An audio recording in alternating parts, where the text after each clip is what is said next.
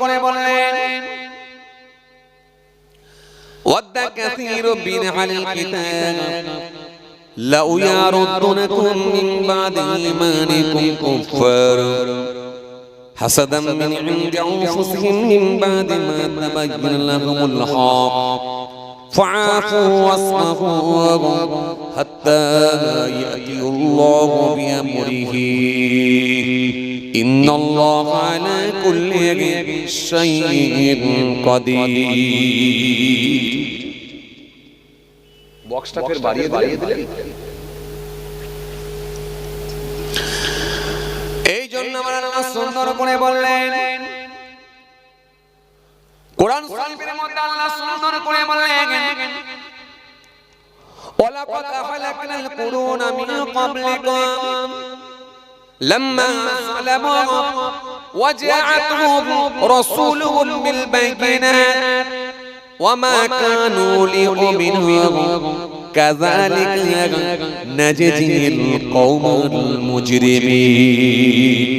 এজন্য আল্লাহ সুন্দর করে কোরআনের মধ্যে বলেছেন ওয়ালাউ ইয়ারাল্লাযীনা যালামু ইয ইয়ারাউনাল আযাব আন্নাল কুওয়াতা লিল্লাহি জামিআ ওয়া আন্নাল্লাহা শাদীদুল আযাব। এইজন্য আল্লাহ কোরআনের মধ্যে সুন্দর কোন আয়াত দিলেন যালিকাল কিতাব লা রাইবা ফীহি হুদাল লিল মুত্তাকিন আল্লাযীনা ইউমিনুনা বিল গায়বি ওয়া ইউকিমুনাস সালাতা ওয়া মিম্মা রাযাকনাহুম ইউনফিকুন والذين يؤمنون بما أنزل إليك وما أنزل من قبلك وبالآخرة هم يوقنون। এই জন্য আল্লাহ সুন্দর করে কোরআনের মধ্যে একাধিক জায়গায় আয়াত দিয়েছেন ঈমানদার হয়ে যাও, ধার্মিক হয়ে যাও, আল্লাহওয়ালা হয়ে যাও, তোমাদের কোনো চাপ নাই, তোমাদের কোনো টেনশন নাই। লা তাহিনু ওয়া লা তাহজানু ওয়া আনতুমুল আ'লাউনা ইন কুনতুম মুমিনিন। খবরদার তোমরা ঘাবড়াবে না, চিন্তিত হইও না, ভেঙে পড়ো না, তোমরাই বিজয়ী হবে। শর্ত হলো একটা, ইন কুনতুম মুমিনিন, যদি তোমরা মুমিন হয়ে যাও। এজন্য ঈমানদার যদি হয়ে যেতে পারো, মুমিন যদি হয়ে যেতে পারো, আল্লাহর সাহায্য অনিবার্য। আর যদি ঈমানদার না হও, নিশ্চিতভাবে আল্লাহর দরবারে ধরা খেতে হবে, আর পৃথিবীর জমিনে জালেমদের হাতেও মার খেতে হবে। তবে মনে রাখবেন, জালেমদের হাতেও মার যদি খেতে হয়, আপনি যদি মুমিন ঈমানদার হয়ে যান, এই পৃথিবীটা আপনার জন্য কষ্টের জায়গা হলেও কিন্তু আখিরাতটা আপনার জন্য শান্তির জায়গা হয়ে যাবে। পারেন না, একটু খুশি মনে হয় না? এই জন্য আল্লাহ সুন্দর করে কোরআনের মধ্যে বললেন, কোরআন শরীফের মধ্যে আল্লাহ সুন্দর করে বললেন ওয়ালাকাদ খালাকনাল কুরুনা মিন ক্বাবলিকুম লাম্মা যালামু ওয়া জাআতুহুম রাসূলুহুম বিল বাইয়িনাত ওয়া মা কানু লিউমিনু কাযালিকা নাজজিল কওমাল মুজরিমিন। আল্লাহ বলে, শুনো বান্দা, তোমাদের পূর্বের আমি বহু মানুষকে শেষ করে দিয়েছি, ধ্বংস করে দিয়েছি। দুনিয়া থেকে তাদের নাম নিশানাগুলো আমি আল্লাহ মিটিয়ে দিয়েছি। দুনিয়া থেকে আমি আল্লাহ তাদের অস্তিত্বকে বিলীন করে দিয়েছি, নাম নিশানাগুলো মিটিয়ে দিয়েছি। লাম্মা যালামু, যখন তারা জুলুম করেছিল, এই পৃথিবীর জমিনে যারা জুলুম করেছিল, এই পৃথিবীর জমিনে যারা অত্যাচার করেছিল এবং এই পৃথিবীর জমিনে যারা সীমা লঙ্ঘন করেছিল, এই পৃথিবীর জমিনে যারা সীমা ছাড়িয়ে গিয়েছিল, অত্যাচারের সব সীমাকে যারা ছাড়িয়ে ফেলেছিল, আমি আল্লাহ বলছি নিশ্চিতভাবে আমার উপরে ভরসা রাখো, আমি আল্লাহ তাদের অস্তিত্বকে বিলীন করে দিয়েছিলাম, তাদেরকে আমি আল্লাহ ধ্বংস করে দিয়েছিলাম। লাম্মা যালামু, যখন তারা জুলুম করেছিল, আমি আল্লাহ তাদের নাম নিশানা মিটিয়ে দিয়েছিলাম। কত বড় বড় মাসমান এলো আর গেল, ও বান্দা তাদের অস্তিত্বকে আমি আল্লাহ বিলীন করে দিয়েছি। যারা পৃথিবীর জমিনে জুলুম করেছিল, জুলুমের সঙ্গে যারা সম্পৃক্ত ছিল, এজন্য জুলুমের আবিদারি করতে হলো নিপীড়ন করা, নির্যাতন করা, নিপীড়ন করা, অন্ধকার, নির্যাতন, নিপীড়ন, অত্যাচার, অবিচার ইত্যাদি মানে হয় জুলুম। কথার অনেক অর্থ হয়, অনেক মানে হয়। এই পৃথিবীর জমিনে যারা জুলুমের সঙ্গে যুক্ত, আল্লাহ বলছেন তাদেরকে আমি ছাড়ি না, ছাড়ি না, ছাড়ি না, তাদের নাম নিশানা আমি আল্লাহ মিটিয়ে দিয়েছি। ওয়াজাআতুহুম রাসূলুহুম বিল বাইয়িনাত, অথচ আমি আল্লাহ তাদের কাছে নবী রাসূলদেরকে পাঠিয়েছিলাম। আমার নবী মুসা নবী গিয়েছিলাম, ঈসা রুহুল্লাহ গিয়েছিলাম, হযরত দাউদ নবীকে পাঠিয়েছিলাম, সুলাইমান নবীকে পাঠিয়েছিলাম, হযরত ইদ্রিস নবীকে পাঠিয়েছিলাম, জাকারিয়া নবীকে পাঠিয়েছিলাম, হযরত ইয়াহইয়া নবীকে পাঠিয়েছিলাম, এমনকি আমার হাবিবুল্লাহ হযরত নবী আখির নবী মুহাম্মদ সাল্লাল্লাহু আলাইহি সাল্লাম, তিনাকেও আমি আল্লাহ তাদের কাছে পাঠিয়েছিলাম।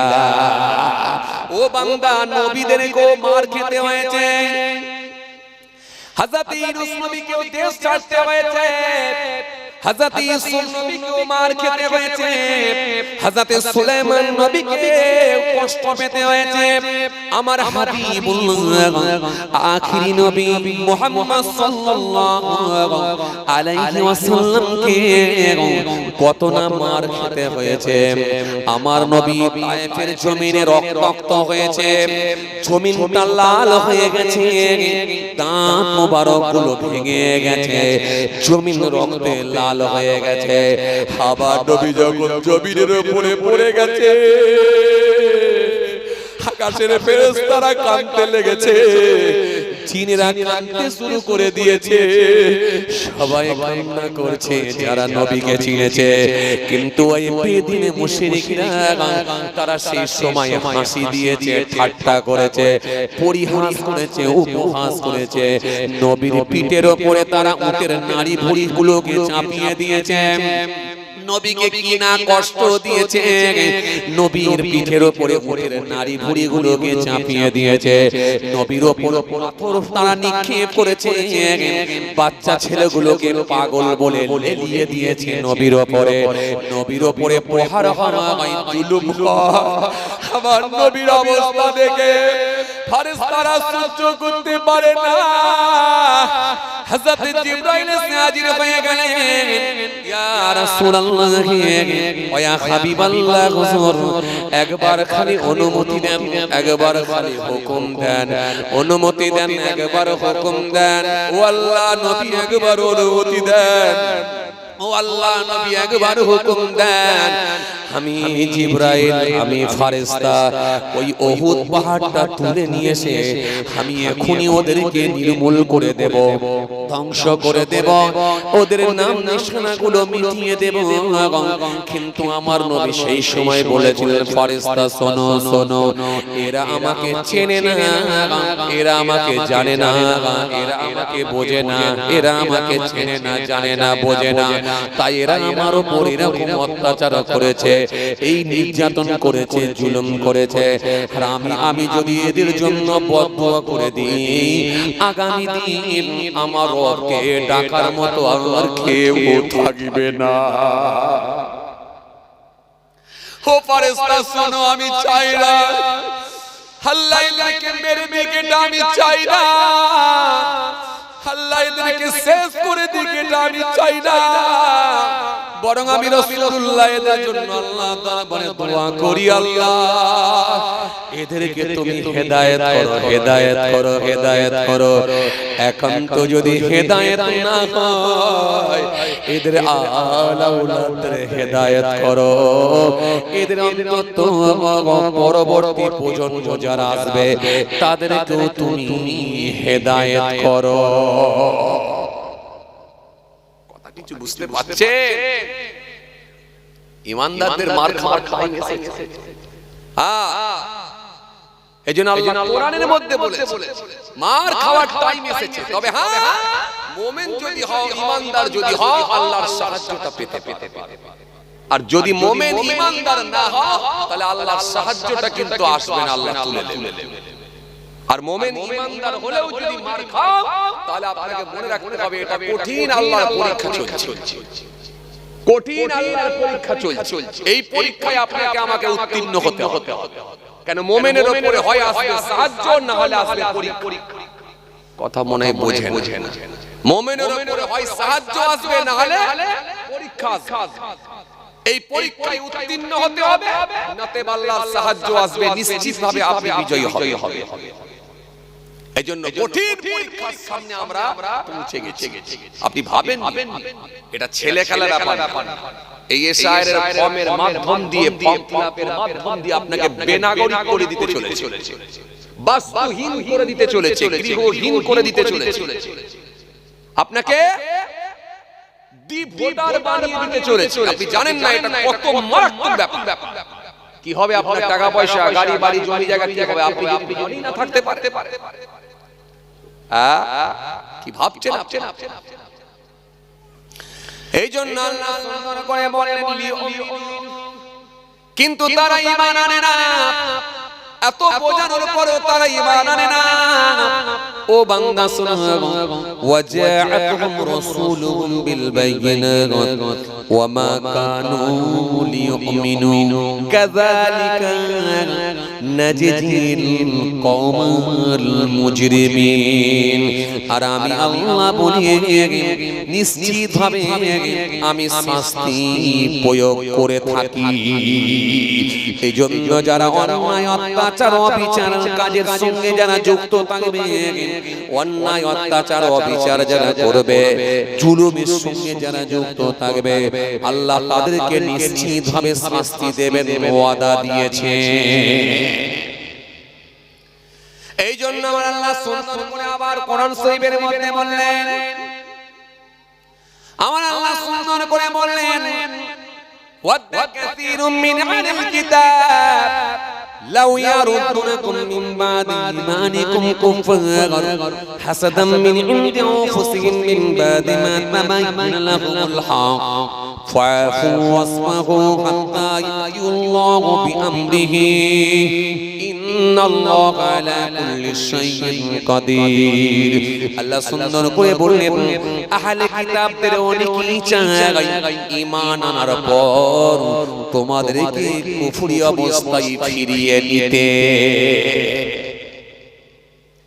এখন যে গোলমালটা চলছে এটা সম্পত্তি নিয়ে নয়, এটা সম্পত্তি নিয়ে নয়, কারবার নিয়ে নয়, ব্যবসা নিয়ে নয়, আপনার দোকানের মাল কেনাকে কেন্দ্র করে নয়, ক্রেতা বিক্রেতার সঙ্গে গোলমাল নয়, এটা হচ্ছে ধর্মীয় কারণ।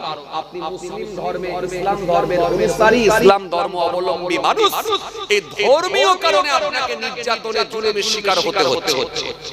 গোটা পৃথিবী, ইরাকের দিকে তাকান, সিরিয়ার দিকে তাকান, মায়ানমারের দিকে তাকান, আফগানিস্তানের দিকে তাকান, ফিলিস্তিনের দিকে তাকান, ভারতের দিকে তাকান, বিভিন্ন স্টেট, বিভিন্ন রাজ্যের দিকে তাকান, সব ধর্মীয় কারণে নির্যাতনের শিকার হচ্ছে, নির্যাতন হচ্ছে, শিকার হচ্ছে, জুলুমের শিকার হচ্ছে কারা? মুসলমানেরা। একটাই কারণ, সেটা হলো ইসলাম ধর্মের মানুষ। এইজন্য আল্লাহ বলেন ওয়াত্তা কাসীরুম মিন আহলিল কিতাব লাউ ইয়ারুদুনাকুম মিন বাদি ঈমানিকুম কুফার হাসাদাম মিন ইনদি আনফুসিহিম মিন বাদি মা তাবাyyana লাহুমুল হক ফাসবাহু হাত্তা ইয়াতি আল্লাহু বিআমরিহি ইন্নাল্লাহা আলা কুল্লি শাইইন কাদির।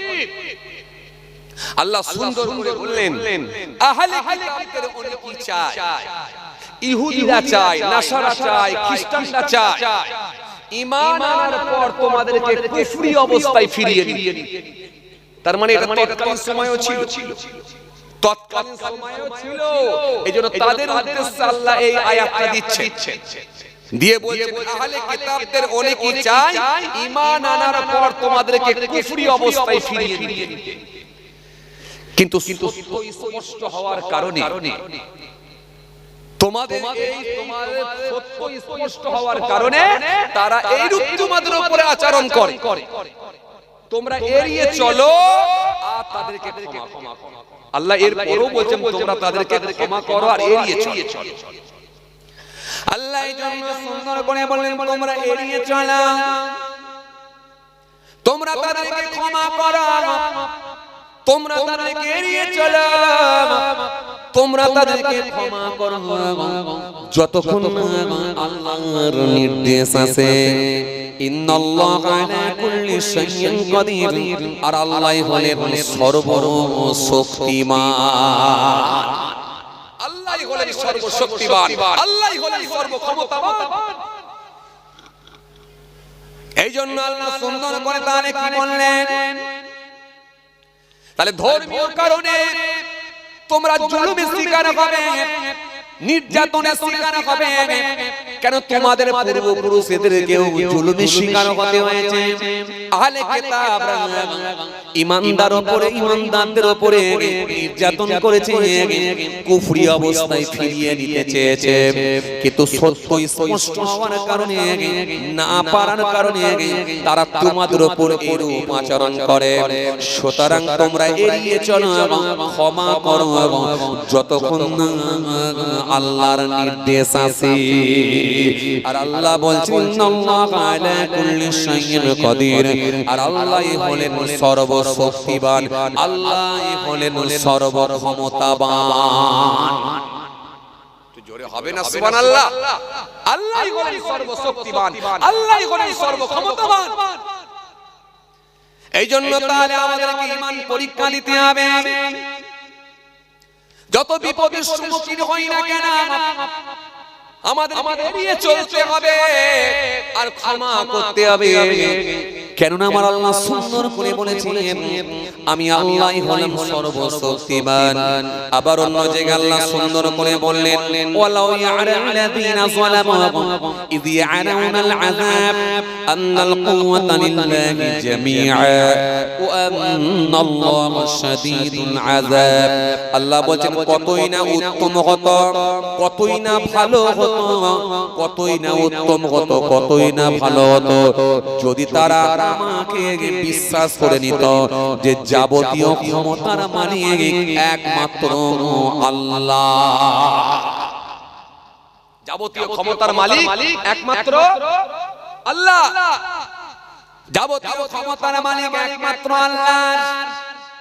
এটা যদি তারা বিশ্বাস করে নিত কতই না উত্তম হতো, কতই না ভালো হতো যে যাবতীয় ক্ষমতার মালিক একমাত্র আল্লাহ, আর তিনি শাস্তি প্রয়োগে অত্যন্ত কঠোর, শাস্তি প্রয়োগে কিন্তু অত্যন্ত কঠোর। এজন্য আমার আল্লাহ ধরে না বলে ভাববেন না যে ধরবে না।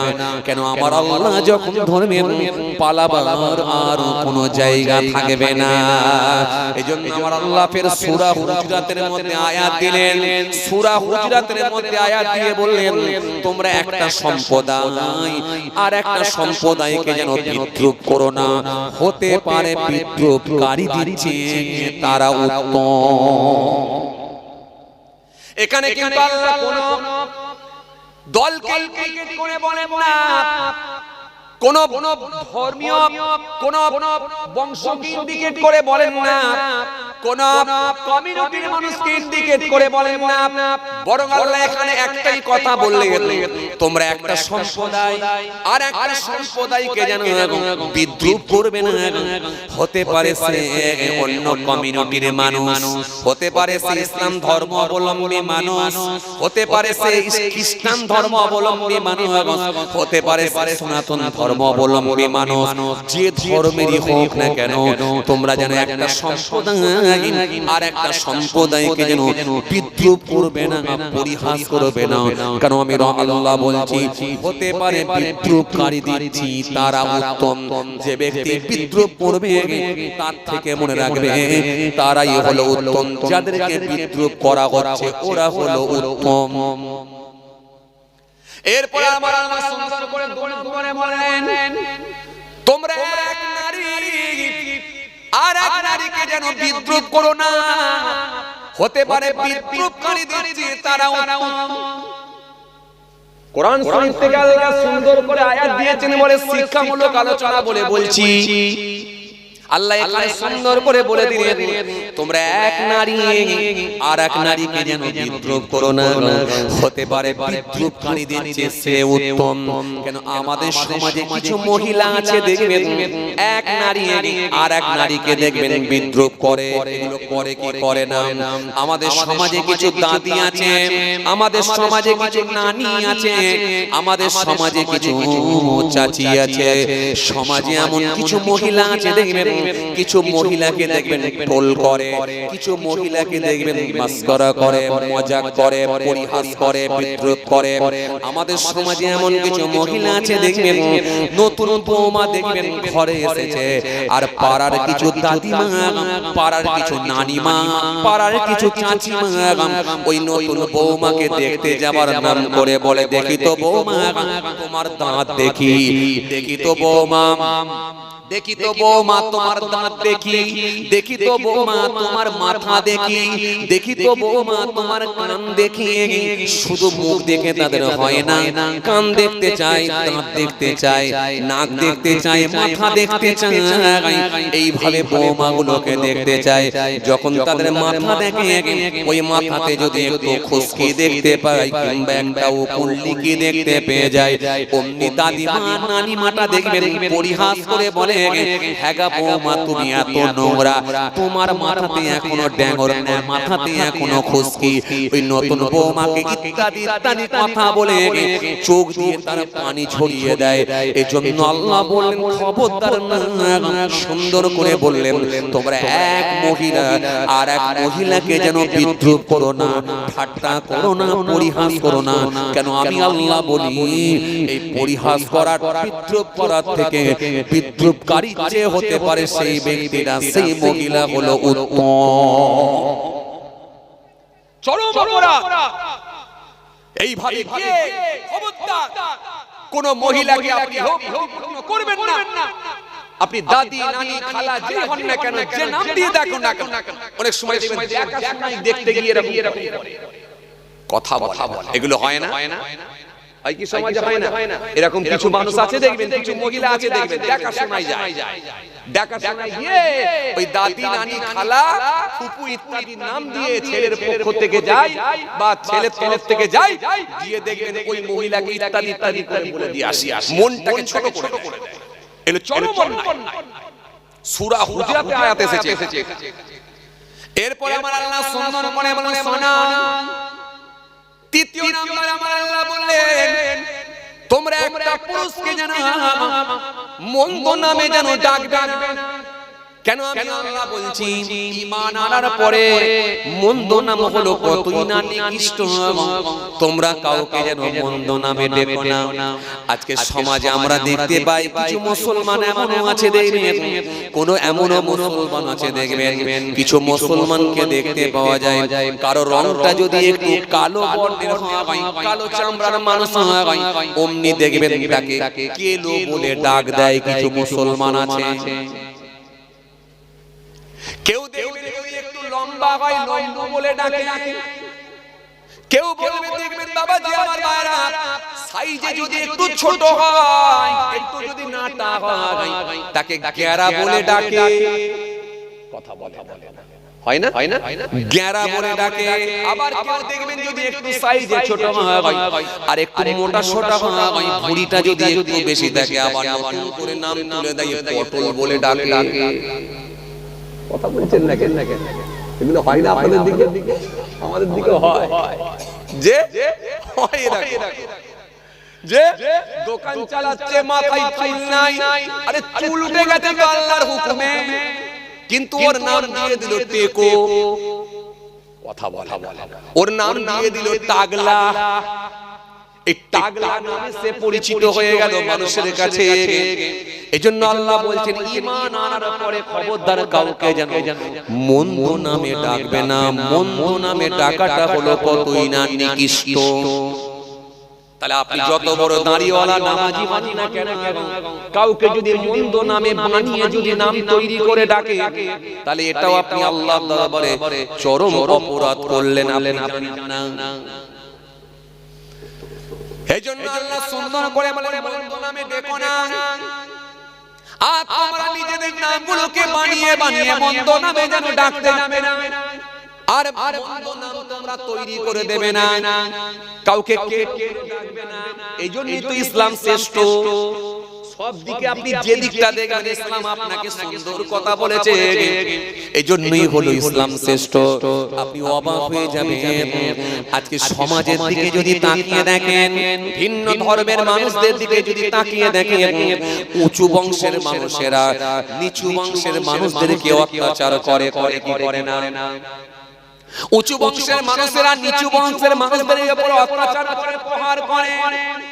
সোশ্যাল মিডিয়ায় আমরা দেখতে পাই এমনকি মন্দিরের সামনে কল ছিল, কল থেকে পানি খেয়েছে বলে পিটিয়ে পিটিয়ে মেরে ফেলে, মেরে ফেলে। এগুলো সমাজে হয় কি হয় না? এগুলো সমাজে হয়। কিন্তু আপনি অবাক হয়ে যাবেন, আমার ইসলাম এত সুন্দর ধর্ম, এত শ্রেষ্ঠ ধর্ম, ইসলামের উপরে কোনো ধর্ম হতে পারে না। আপনার ধর্মের এত সুন্দর কথা বলা আছে।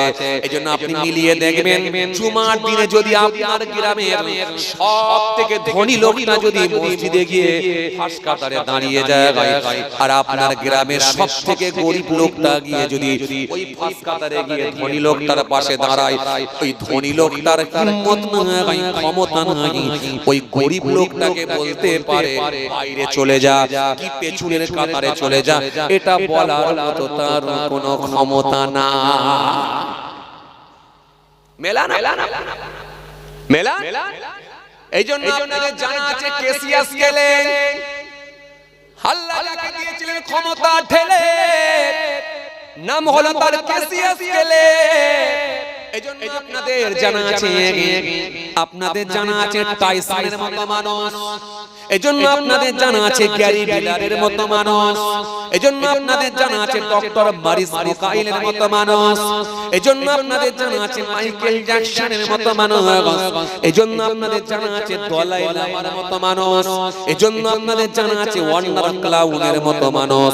এরকম পৃথিবী বিখ্যাত মানুষ যাদের জনপ্রিয়তা গোটা পৃথিবী জুড়ে, এরকম হায়ার হায়ার এডুকেটেড মানুষগুলো ইসলামের ছত্র ছায়া এসে কালেমা পড়ে ঈমান কবুল করে নিয়েছে।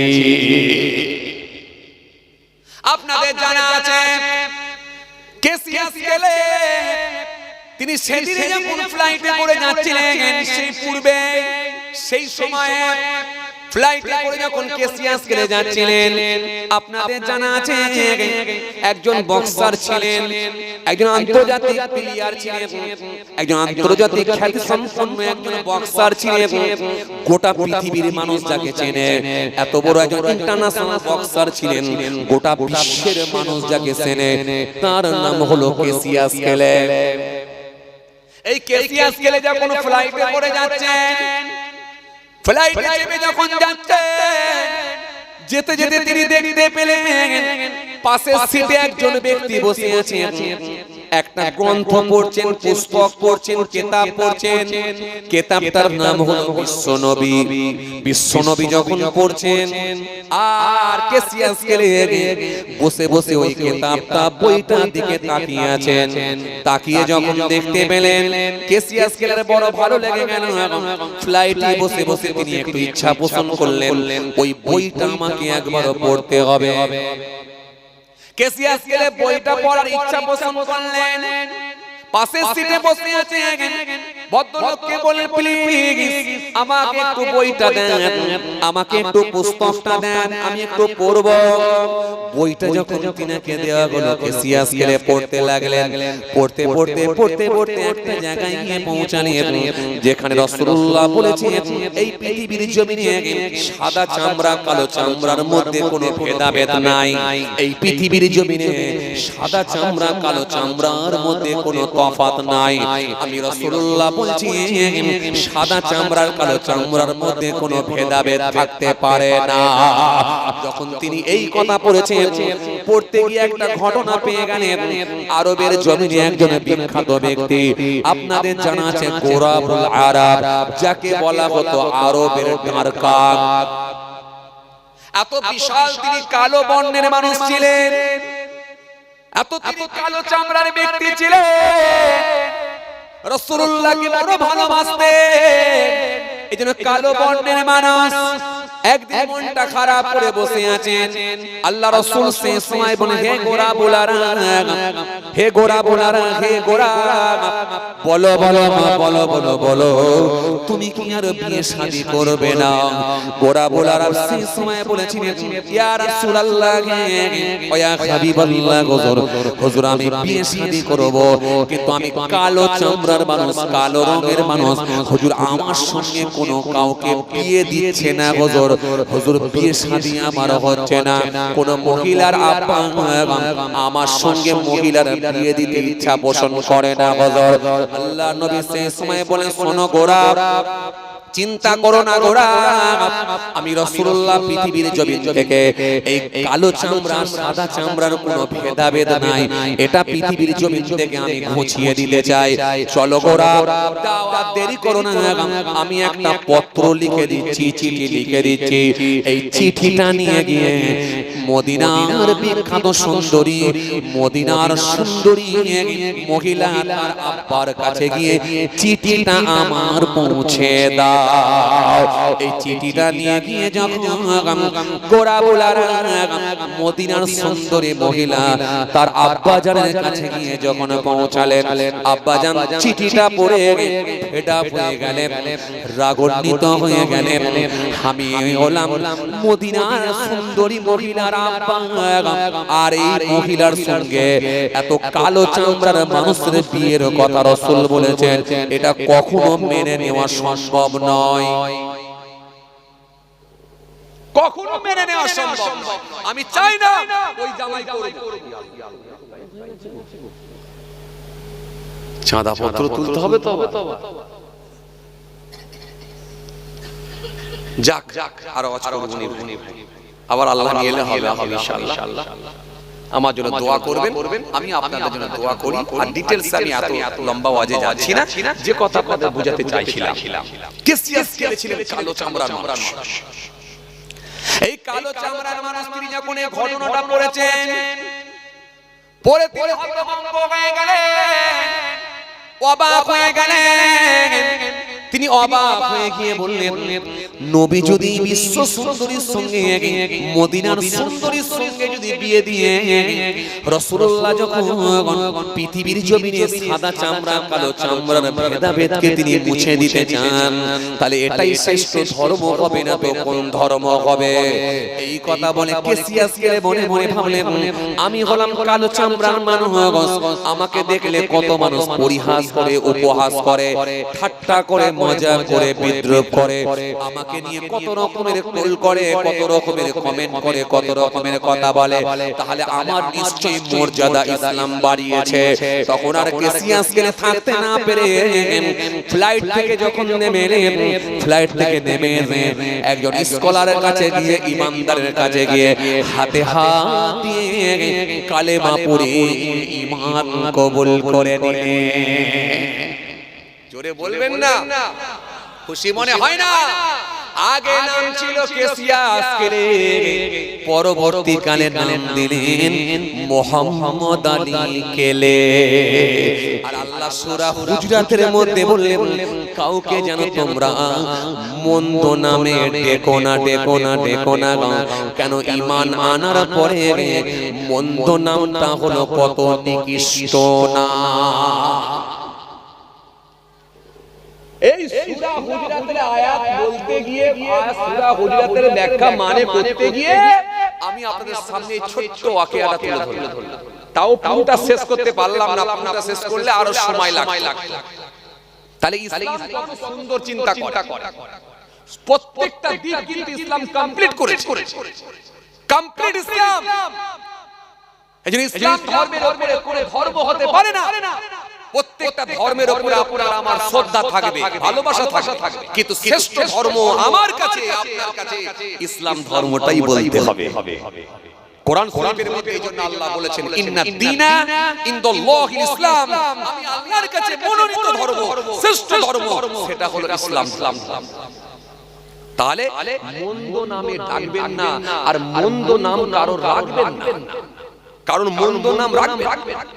আমাদের সমাজে কিছু নাম আছে উল্টো পাল্টা নাম রাখে, আর তার খেসারত আপনাকে এখন ফর্ম ফিলআপ করতে গিয়ে দিতে হচ্ছে। কথা বলে না, হ্যাঁ কি না বলেন? তার খেসারত দিতে হচ্ছে কি ভাই? ফর্ম ফিলআপ করতে গিয়ে দেখি এক নাম রেখেছেন, পরে মনে হয়েছে হুজুরের বক্তৃতা শুনে ভালো লেগে গিয়ে বলে সর্বনাশ, এই নামটা তো গোলমাল হয়ে গেছে, তাহলে 25 নামটাকে সংশোধন করে দিই। ব্যাস, নাম সংশোধন করে আলাদা লিখেছেন, ব্যাস 25 এর সঙ্গে আর 2002 এর লিস্টে এই নামে ম্যাপিং এ মিল হচ্ছে না, ব্যাস সামলাও। কথা বলছেন না কেন? এইজন্য ইসলামও শিখিয়েছে মন্দ নাম রাখবে না, মন্দ নামে ডাকবে। রাবা, ইয়েস স্যার, সায়েন্সা রাখবে না, মানতাসা রাখবে না, রিয়া রাখবে না, রাখবে না, তানিয়া রাখবে না। এরকম কিছু নাম কোরআন হাদিসের দৃষ্টি দিয়ে যদি দেখা হয়, ইসলাম রাখতে তাদেরকে বারণ করেছে। কোরআন হাদিসের দৃষ্টি দিয়ে যদি দেখা হয়, এই নামগুলো রাখতে বারণ। কারণ আল্লাহ রাব্বুল আলামিন তোমাদেরকে তোমাদের পিতামাতার নাম ধরে ডাকবে। আর আজকে আমরা বুঝতে পারছি ফর্ম ফিলআপ করতে গিয়ে সামান্য ম হয়াকার ময়ে ময়ে দ মোহাম্মদ আব্দুস সত্তার, আর নাম হয়ে গেছে কি মো হয়াকার বিসর্গ আব্দুস সত্তার। মো হয়াকার বিসর্গ এক জায়গায়, আর এক জায়গায় মো হয়াকার ময়ে ময়ে দ মোহাম্মদ আব্দুস সত্তার এক জায়গায়। তাহলে মূল নামটা ঠিক আছে আব্দুস সত্তার, কিন্তু মোহাম্মদের এই দুই জায়গায় গোলমাল হওয়ার কারণে, দুটো গোলমাল নয়, শর্ট নেমে লেখার কারণে ব্যাস আপনাকে হিয়ারিং এ ডাক। কথা বলছেন না?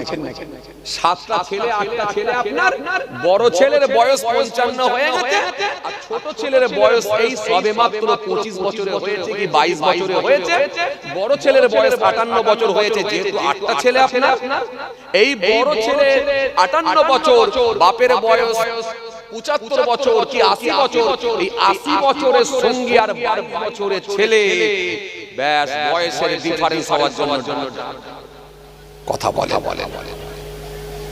বয়সের ডিফারেন্স হলে ডাক, নামের গোলমাল হলে, স্পেলিং এর গোলমাল হলে ডাক। কিছু যদি না হয়, 6টা ছেলের বাপ হয়েছে কেন তাও ডাক। কথা বলে 6টা ছেলের বাপ যদি না হয়, 4টে ছেলে হয়েছে, আর দুটো জুড়ে দিয়ে 6টা বানিয়ে দিয়েছে ডাক। কথা বলে 4টা ছেলের বাপ আরো দুটোকে জুড়ে দিয়ে 6টা বানিয়ে দিয়ে ডাক, হিয়ারিং এ ডাক। সোশ্যাল মিডিয়ায় দেখছিলাম এক লোকের কাছে মিডিয়া গেছে, জিজ্ঞাসা করছে, বলে কি হলো, সমস্যা কি আপনার হিয়ারিং এ ডাক? বলে বাবু আমার তো 4টে ছেলে, কিন্তু লিস্ট আমাকে পাঠিয়েছে, নোটিশ পাঠিয়েছে 6টা ছেলে, তো আর 2টো ছেলে খুঁজে পাইনি, খুঁজতে বেরিয়েছি। কথা বুঝছেন? আমি সোশ্যাল মিডিয়ায় দেখছিলাম, অনেকে বলছে যে ভারতবর্ষের প্রধানমন্ত্রী তানারাও নাকি 6 ভাই বোন ছিল। আমি সোশ্যাল মিডিয়ায় দেখছি। তো আগেকারের দিনে 6টা 8টা 9টা করে লোকের ছেলে মেয়ে হতো। এখন সব এই মেডিসিন খেয়ে, ওষুধপত্র খেয়ে, ইনজেকশন নিয়ে সুস্থ মেয়ে হলেও তাকে হসপিটাল ভালো নার্সিং হোমে দেখাতে গিয়ে তাকে এমন গোড়া থেকে ইনজেকশন দিয়ে তাকে জায়গায় পৌঁছে দিল, সিজার ছাড়া আর কোনো গতি নাই। 100টা মহিলা ডেলিভারি হতে গেলে আর নরমালে 10টা হয়, 90টা সিজার হয়। তাহলে এখন 2-3টে করে বাচ্চার বেশি হয় না। আর আগেকার দিনে দুটো আপনার কি বলে 5টা 7টা করে বাচ্চা আল্লাহ দিতেন হতো। কিন্তু এই বাচ্চার বাপ হয়েছে বলে অন্যায়, বাচ্চা অমুক লোকের বাচ্চা 6টা বলে সেটা অন্যায়। আমারও হিয়ারিং এ নাম এসেছে, যেতে হবে। ওই একই সবাই কথা বুঝছেন? একই কোন দিকে যখন গোলমাল নাই, সব ভাই বোন কেন হবে? আজব ব্যাপার, ভাবা যায়। চলেন ভাইরা আমার, বন্ধুরা আমার, সাথী মহব্বতের ভাইরা, আমি চেয়েছিলাম এসআইআরটা একটু ভালো করে হচ্ছে যখন একটু নিরপেক্ষভাবে হবে, আর হচ্ছে যখন একটু ভালো করে হোক, স্বচ্ছভাবে যদি এসআইআরটা হতো, খেলা ঘুরে যেত। এই বাংলায় আমরাই সংখ্যালঘু থাকতাম না, সংখ্যাগুরু আমরা হয়ে যেতাম যদি স্বচ্ছভাবে এসআইআরটা হতো। সোশ্যাল মিডিয়ায় দেখছি ভিন্ন ধর্মের মানুষেরা বলছে তাদের কাছে তো কিছুই নেই। ভোটার কার্ড আছে বলছে, তো আধার কার্ডও নেই, আর আধার কার্ড যদি আছে তো ভোটার কার্ড নেই। এমনও লাখো লাখো মানুষ, কোটি মানুষ আছে। কিন্তু হলে কি হবে? সরকার তো বিচারিতা করছে, সে তো এসে ডাইরেক্ট বলে দিয়ে যাচ্ছে অমুক থাকবে, অমুক লিস্টে 10 জনের ভেতরে 9 জনের নাম বলে দিল অমুক, দিয়ে একটা নাম আর উল্লেখই করব না, তার মানে এই গোলমালের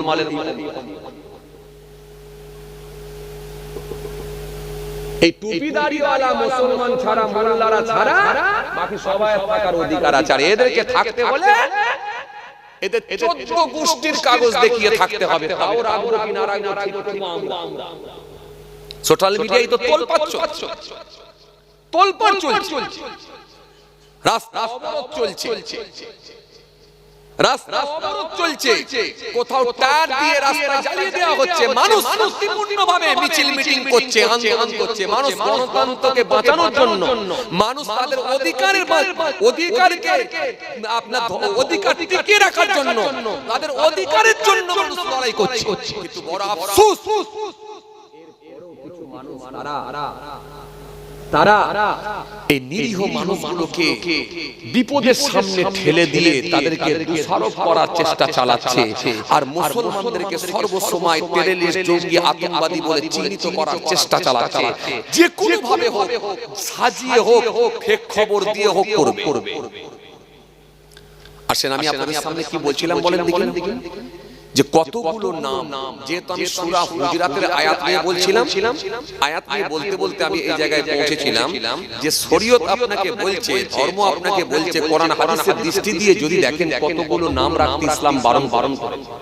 নাম রাখা প্রসঙ্গ নিয়ে বলছিলাম যে আল্লাহ বলেছে মন্দ নামে ডেকো না, বলছিলাম না, বলিনি? কেন আজকের আলোচনা যা হয়েছে সূরা নিসা থেকে কিছুটা অংশ তুলেছি, আর সূরা হুজরাত থেকে আমি কিছুটা অংশ তুলেছি। এর বাইরে কোনো অজীব করিনি, এর বাইরে কোনো ওয়াজ করিনি, কারণ আমার প্রত্যেকটা জায়গায় আমার টার্গেট থাকে কোরআনের কিছুটা অংশ তুলি ইনশাআল্লাহ। এই কোরআন হাদিস থেকে ওয়াজ করলে ভালো লাগে, নিজেকেও ভালো লাগে, মানুষকেও ভালো লাগে। কারণ কোরআন হাদিস থেকে যদি আলোচনা হয় সেটা নির্ভেজাল, ওর মধ্যে কোনো ভেজাল স্পর্শ করতে পারে না। তাহলে কি বলছিলাম? সূরা হুজরাতের যে আয়াত বলছিলাম, সেখানে আল্লাহ কি বললেন? একটা সম্প্রদায় আর একটা সম্প্রদায়ের মানুষকে বিদ্রুপ করবে না, এক নারী আর এক নারীকে বিদ্রুপ করবে না। আর কি তোমরা ঈমান আনার পরে কাউকে যেন মন্দ নামে দেখো না। ঈমান আনার পরে মন্দ নাম ডাকা এটা হলো কত নিকৃষ্ট। এই কথা বলতে গিয়ে আমি কতগুলো নাম আপনাদের সামনে বললাম। রাবা, ইয়াসের, সাইনসা, রিয়া, তানিয়া, রিয়া, মায়া, এরকম কিছু নাম আছে, এগুলো রাখবেন না। কোরআন হাদিসের দৃষ্টি দিয়ে বারণ করা হয়েছে। কারণ কিয়ামতের ময়দানে একটা মহিলাকে হোক পুরুষকে হোক তার বাবা মায়ের নাম ধরে ডাকা, যেমন এখন আপনাকে বাবা মায়ের সঙ্গে লিঙ্ক করে মেলাতে হচ্ছে, কথা বলে না, মেলাতে হচ্ছে হয়নি। আপনি নিজে মেলালে হবে না, বাপকে ভরে দিয়েছে বৃদ্ধাশ্রমে, তাও খুঁজে বার করছে ছেলে। উপায় নেই, বাপকে ভরে দিয়েছে বৃদ্ধাশ্রমে, কিন্তু ওই বাপ না হলে আবার থাকতেও পারবে না, ছুটে যাচ্ছে বৃদ্ধাশ্রমে। উপায় নেই বাবাজি, বাপের দরকার আছে। এইজন্য বাপ দাদার নাম ধরে কিয়ামতের ময়দানে ডাকা হাদিসে এসেছে। এইজন্য কিছু নাম রাখতে বারণ করা হয়েছে। এরকম আমি পেয়েছি কিছু, এরকম নামগুলো রাখবেন। এক রাবা রাখবেন না। সব রেডি হয়ে গেছে মাশাআল্লাহ। যাক হ্যাঁ না অনেক সময় হয়ে গেছে। ও আল্লাহ, 11টা 5 হয়ে গেছে। যাক আজকে আমি ওই দিকটা আলোচনা করছি না, আল্লাহ নিয়ে এলে ইনশাআল্লাহ কেন নাম রাখতে বারণ করা হলো এইগুলো আমি পরে ইনশাআল্লাহ কোনদিন আলোচনা করব ইনশাআল্লাহ। কারণ এই নামের মানেগুলো গোলমাল আছে। কি নামের মানে, কেন ইসলাম বারণ করেছে, আমি ডিটেইলস ইনশাআল্লাহ কোনদিন সময় পেলে আলোচনা করব।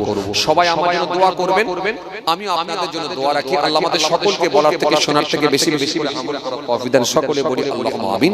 আসেন একটু ছোট্ট করে দাঁড়িয়ে সালাম পাঠ করব। যারা দূরদূরান্তে ছড়িয়ে ছিটিয়ে আছেন আপনারাও চলে আসবেন, দোয়া হবে।